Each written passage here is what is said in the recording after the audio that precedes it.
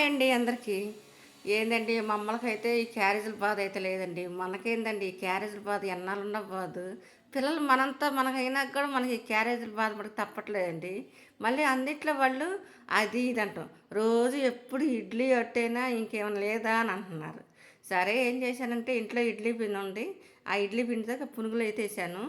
మళ్ళీ అయ్యిగాక మాకు ఆ రోజు ఉట్టన్నం అది ఇదేనా అన్నారు.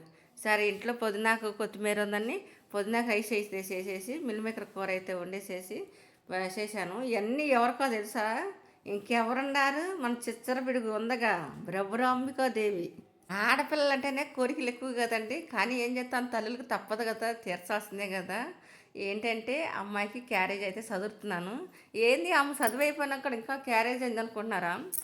ఆమెకి చిన్నపాటి జాబ్ ఒకటి వచ్చింది. ఆ జాబ్ అయితే చేస్తుంది. అప్పుడు మనం అనేది క్యారేజ్ అనేది చదరాలి కదా. ఆమె కొంచెం ఇంట్లో పనులు కూడా చూసుకుంటా ఉన్నదిలే. నేను వంట అయితే చేసేసి క్యారేజ్ బాక్స్లో అయితే కట్టేసేస్తున్నాను. ఇక అయితే ఏముంది, అన్నం పునుగులు వేసేసి టిఫిన్ ఇచ్చేసేసాను. ఇక అన్నం బాక్స్ బిర్యానీ చేశాక అన్నం బాక్స్ కూర పెట్టా, పెరుగు రైతా చేశాను. ఇక ఇలా చేసేసి ఆమె క్యారేజీ ఇద్దండి. ఇక మంచినీళ్ళ బాటిల్ అయ్యి తినేసేసిద్ది, తినేసి వెళ్ళిపోయింది. పొద్దున్నే అసలు అడావుడి ఉండిద్దండి. 9ంటికి నాకు 6 కాంచి కనీసం మంచినీళ్ళు తాగుతా అక్కడ ఉండదు ఒక్కోసారి.